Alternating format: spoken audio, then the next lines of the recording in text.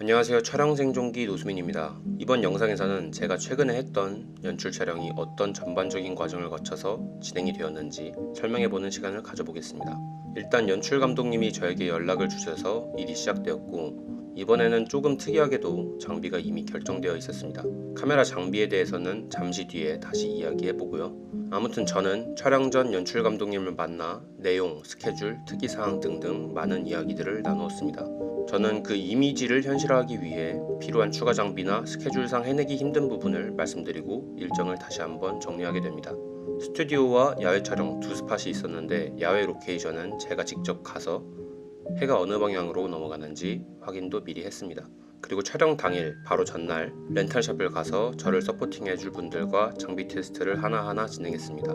시내 장비들은 렌탈샵에서 반출하기 전에 꼼꼼한 테스트가 필요하기에 보통 전날부터 렌탈샵 쪽에서 준비를 해줍니다.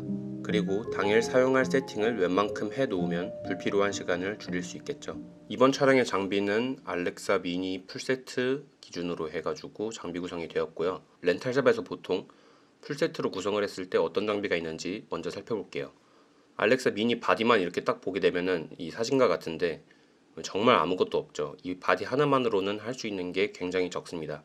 이제 이 바디를 기준으로 해가지고 장비들을 하나하나 붙여서 사용되는 이용 목적에 따라 가지고 구성을 하게 됩니다.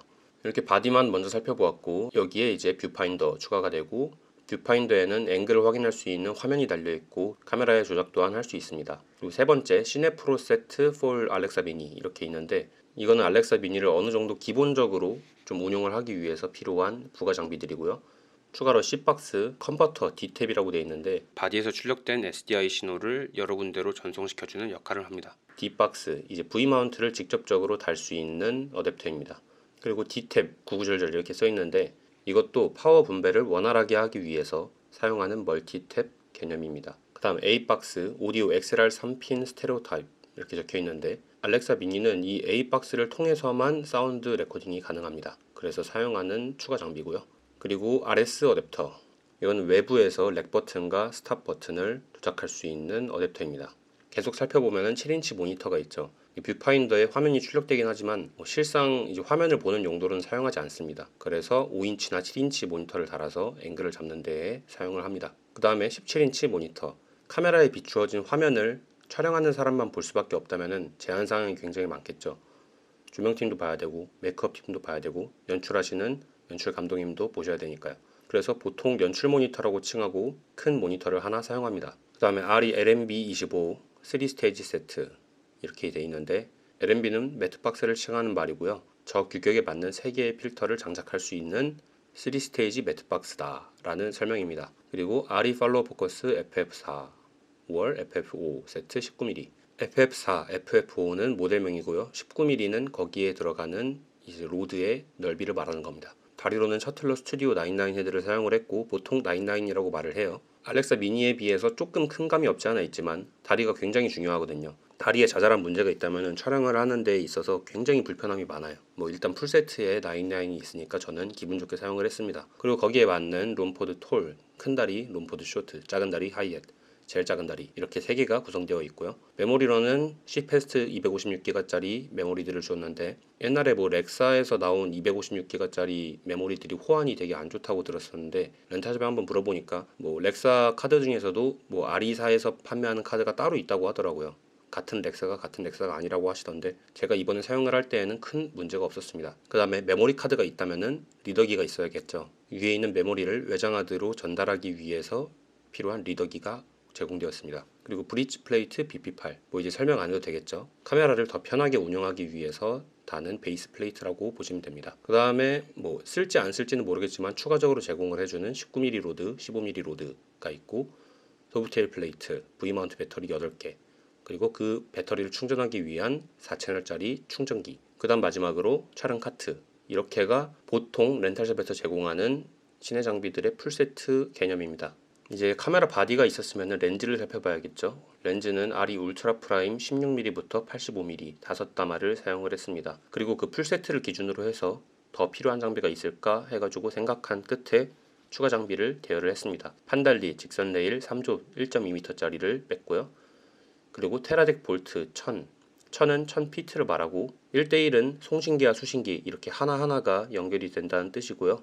그 다음 블랙 프로미스트 필터, 이제 블랙 프로미스트라는 필터가 안부 쪽을 살짝 띄어서 약간 더 부드럽게 영상을 표현해주게 됩니다. 그리고 니시사의 PL 필터를 빌렸습니다. 이번 촬영에서는 반사를 굉장히 조심했어야 하기에 PL 필터를 추가를 했습니다. 그리고 애플 풀 둘, 하프 둘, 쿼터 둘 이렇게 빌렸는데 이게 애플 박스가 필요한 순간이 굉장히 많이 와요. 가끔 이렇게 렌탈샵에 가가지고 얼타다 보면은 추가를 못하고 빼게 되는데 현장에서는 굉장히 유용하게 사용이 됩니다. 그 다음 마지막으로 틸타 무선 팔로워 포커스를 뺐습니다. 이제 물론 팔로워 포커스를 달아가지고 옆에서 조작을 같이 해도 되지만 요즘엔 대부분 무선 팔로워 포커스를 따로 해가지고 모니터도 따로 출력을 하고 이제 카메라에서 떨어져서 포커스를 같이 운용을 하는 시스템이 굉장히 많습니다. 자, 이렇게 장비들을 살펴보았고 다시 본문으로 들어와서 진행을 해볼게요. 연출 감독님과 회의한 결과 후반에서는 합성이 들어가는 장면들이 굉장히 많았고 카메라의 움직임 또한 많지 않았기에 다리, 삼각대를 이용한 장면들과 일부 컷에 달리 트랙을 이용한 장면들이 필요했습니다. 그래서 거기에 맞춰서 이제 예약을 해놓은 거고요. 렌탈샵에서 무슨 장비를 빼던 간에 조심하긴 해야겠지만 특히 트랙을 대여할 때에는 더 주의가 필요합니다. 워낙 많은 사람들이 사용하는 장비고 그 사용감이 그대로 다음 사람에게 넘어가기 때문에 상태에 이상이 있는 트랙들이 굉장히 많습니다. 그리고 렌탈샵에 재고가 없어서 울며 겨자 먹기로 상태 안 좋은 트랙을 써야 하는 경우도 종종 있습니다. 저는 가능하다면 트랙을 빼는 건 권장하지 않습니다. 고맙게도 이번에 촬영팀은 저 포함 모두 4명이라는 많은 사람들이 모여주었습니다. 구성원분들의 분업이 궁금하신 분들은 제가 이전에 만든 영상을 참고하시면 좋겠네요. 촬영 당일은 시간과의 싸움이고 실수가 용납되지 않기에 모두 각자의 역할을 잘 해주어 정해진 시간 내에 촬영을 마치는 데 목적이 있었습니다. 촬영의 내용 하나하나를 파보며 분석할 수 없다는 게 많이 아쉬운데요. 간단하게만 말씀드리자면 스튜디오 내부에서 차량을 색조명으로 쳐서 대부분 촬영했습니다. 조명팀에서는 스카이 패널 60, 30, 60 이 순으로 중앙 바텐에 설치를 했고 나머지 조명 360과 60 3개였나? 아무튼 그게 지상에 배치되었습니다. 스카이 패널은 컨트롤 패널과 무선 연동되어서 딤머나 슈 값을 손쉽게 조절할 수 있어서 최근에 이러한 촬영에 굉장히 많이 쓰이고 있는 조명입니다. 여기에서의 이슈는 차라는 반사체가 화면에 잡히기에 껄끄러운 부분이 굉장히 많았다는 겁니다. 바텐에 달아놓은 조명기기들이 그대로 노출되기도 했고 차량 측면부의 촬영팀 쪽이 반사가 나기도 굉장히 쉬웠습니다. 그래서 이런 반사체들을 촬영할 때에는 PL 필터와 블랙천이 굉장히 중요하죠. PL 필터는 특정 방향의 빛만을 받아들여 반사를 잡아주는 효과가 있고 블랙천은 반사가 나는 물체에 덮으면 화면에 걸리지 않겠죠. 이렇게 하나하나 잡아가며 모든 컷들을 쳐내면 더할 나위 없이 좋겠지만 물리적으로 없앨 수 있는 반사도 존재하고 촬영 전체 시간을 따져보았을 때 감수하고 후반 작업으로 넘겨야 하는 상황도 종종 찾아오고는 합니다. 제가 생각할 때 가장 어려운 촬영은 이 반사체 촬영들입니다. 어찌어찌 스튜디오 촬영을 마무리하고 야외를 찍을 순서가 되었었는데 제가 촬영 며칠 전 답사를 가서 해가 딱 좋은 위치에 있는 시간을 알아냈었고 그 시간에 맞춰서 도착했었습니다. 스튜디오는 암전인 상태에서 빛을 추가해 촬영을 한다면 야외에서의 해를 이용한 촬영은 그 메인라이트 해를 이용해서 빛을 통제하는 다른 도구들을 사용해 촬영을 합니다. 빛이 너무 강하면 피사체 쪽의 직광을 소프트하게 분산시켜주는 도구들을 사용하고 빛이 너무 약하면 리플렉터들을 이용해서 피사체 쪽에만 빛을 조금 더 추가시켜줍니다. 물론 너무 강하다, 약하다의 기준은 애초에 회의를 했던 영상의 최종 톤을 기준으로 하는 이야기입니다. 이날 촬영은 제 시간에 잘 마무리되었고 장비 반납을 위해 강남으로 다시 향했습니다. 거의 이런 식으로 촬영팀이 움직이게 됩니다. 렌탈샵, 현장, 렌탈샵. 확인이 필요한 장비가 있으면 전날에도 렌탈샵. 자, 이렇게 넓게 시내 장비들을 사용할 때 어떤 식으로 움직이는지, 어떤 생각으로 움직이는지 알아보았는데요. 촬영을 하시는 여러분들께 조금이나마 도움이 되었으면 좋겠습니다. 그러면 이번 영상도 봐주셔서 감사하고요. 다음에 뵙겠습니다. 감사합니다.